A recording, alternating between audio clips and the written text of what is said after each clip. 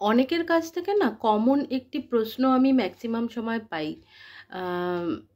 Diet plan নেওয়ার আগেই মানে এরকম কোশ্চেন অনেকেই করেন যে ম্যাডাম আমি অনেক কিছু করছি, কিন্তু আমার এই প্রক্রিয়াটা, ওয়েট লস প্রক্রিয়াটা থেমে গেছে, থমকে গেছে। মানে একটা সার্টেন পিরিয়ড অবধি ওয়েট লস হয়েছে, তারপর আর আমি কিছুতেই ওয়েট লস করতে পারছি না। এই প্রশ্ন আমি অনেকের থেকে পাই, যারা আমার ক্লায়েন্ট তাদের মধ্যেও এই প্রবলেমটা হয়, এবং যারা আমার ক্লায়েন্ট নন, আমার পেজে রয়েছেন, এরকম মেসেজ আমি অনেকের থেকে পাই যে আমি প্রচুর ওয়ার্কআউট করি এবং একদম ঠিকঠাক ডায়েট ফলো করছি, কিন্তু ওয়েট লস আর হচ্ছে না। একটা সার্টেন ওয়েট লস হওয়ার পর আর কিছুতেই ওজন কমছে না। চলুন আজকে আমি এই সলিউশন নিয়ে এই ভিডিওটি করছি।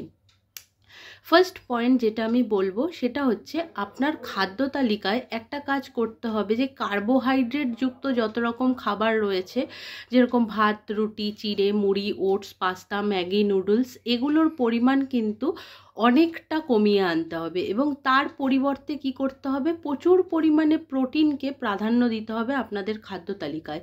1 নম্বর পয়েন্ট, যে আপনাকে কিন্তু প্রোটিন দিয়ে পেট ভরাতে হবে। ধরুন আপনার খিদে পাচ্ছে, তো আপনি কি করবেন, একটা ডিম সেদ্ধ গোটা খেয়ে নিতে পারেন, তাতে কিন্তু আপনারা max to max 6 gram protein পেয়ে যাবেন। এটা হচ্ছে একটা পয়েন্ট গেল।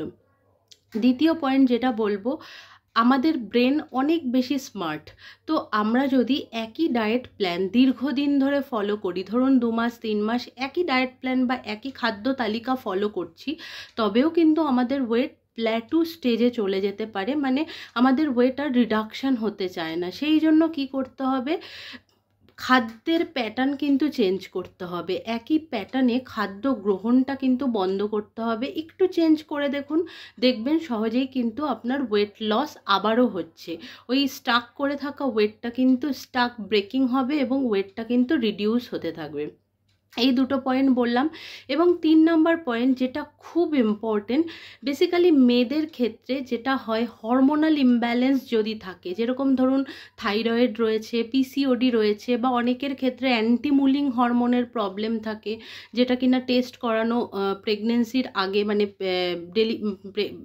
প্ল্যানিং করার আগে এই টেস্টটা করা কিন্তু খুব জরুরি। তো তাদের ক্ষেত্রে কি হয়, শরীরে যেহেতু বিভিন্ন রকম হরমোনের ইমব্যালেন্স রয়েছে, সেই ক্ষেত্রেও কিন্তু একটা প্ল্যাটু স্টেজে ওয়েট আসার সম্ভাবনা থাকে। সেই জন্য বলবো, যারা এরকম সমস্যায় ভুগছেন তারা কিন্তু আগে চেষ্টা করুন হরমোনাল ইমব্যালেন্সকে ব্যালেন্সে এনে তারপর ওয়েট লস প্রক্রিয়ায় ঢুকতে। কারণ কি দেখুন, আপনাকে কিন্তু ওয়েট লসে ফোকাস করালে হবে না, আপনার হরমোনাল ইমব্যালেন্স কিভাবে কোন খাদ্যের মাধ্যমে ব্যালেন্স করা যায় সেই জিনিসটাকে কিন্তু অবশ্যই মাথায় রেখে আপনার খাদ্য তালিকা কিন্তু নির্বাচন করা কিন্তু জরুরি। তবেই কিন্তু আপনার ওই আটকে থাকা ওয়েটটা কিন্তু আবারও ধীরে ধীরে ধীরে ধীরে ডাউন হতে শুরু করবে। তো আমি এই 3টে পয়েন্ট আপনাদেরকে বললাম। এছাড়া আরও অনেক পয়েন্ট আছে। ধরুন একই ওয়ার্কআউট দীর্ঘদিন ধরে করছেন, চেষ্টা করবেন যেরকম ডায়েটের প্ল্যানটা চেঞ্জ করার কথা বলা হলো, সেরকম আমাদের বডির বিভিন্ন পোর্শনের ফ্যাট বিভিন্ন রকমের হয়। তো পোর্শন ওয়ার্কআউট বা কাস্টমাইজড ওয়ার্কআউট যেগুলো হয় সেগুলোতে গুরুত্ব দিন, তবে কিন্তু ওই নির্দিষ্ট জায়গায় জমে থাকা ফ্যাটটা কিন্তু সহজেই ব্রেকডাউন হতে সাহায্য করবে।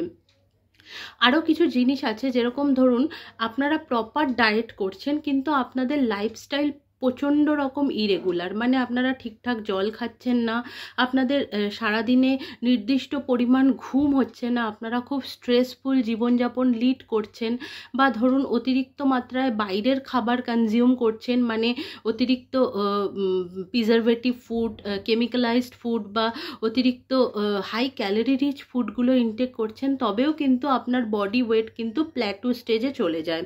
তো এই কতগুলো পয়েন্ট আমি আপনাদেরকে বললাম। এবং খুব ইম্পর্টেন্ট লাস্ট যেই পয়েন্টটা, আপনারা একটা কাজ করতে পারেন, আপনারা ফাস্টিং করার প্রবণতাটা একটু বাড়িয়ে দিতে পারেন যদি এরকম কন্ডিশন থাকে। এবং খুব ইম্পর্টেন্ট কি, সবার তো ডায়েট প্ল্যান কাস্টমাইজড হয়, বিভিন্ন রকম ভিন্ন ভিন্ন হয়। তো আপনার ডায়েট প্ল্যান যদি আরেকজন ফলো করে, তার কিন্তু ওয়েট লস হওয়াটা খুব একটা স্বাভাবিক ব্যাপার নয়। কারণ কাস্টমাইজড ডায়েটের ক্ষেত্রে কি, আপনার সমস্ত রকম রোগ এবং ব্লাড প্যারামিটার্সের ভিত্তিতেই কিন্তু খাদ্য তালিকাটা প্রস্তুত করা হয়। তো এই 6টি পয়েন্ট আমি আপনাদেরকে বললাম, এগুলো আপনারা মেনে চলুন, ডেফিনেটলি আপনাদের আটকে থাকা ওয়েটটা সহজেই রিডাকশান হবে। তো সকলে ভালো থাকুন, হেলদি খাবার গ্রহণ করুন এবং হেলদি থাকুন।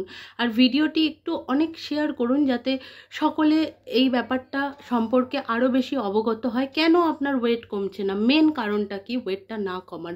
সকলে ভালো থাকবেন।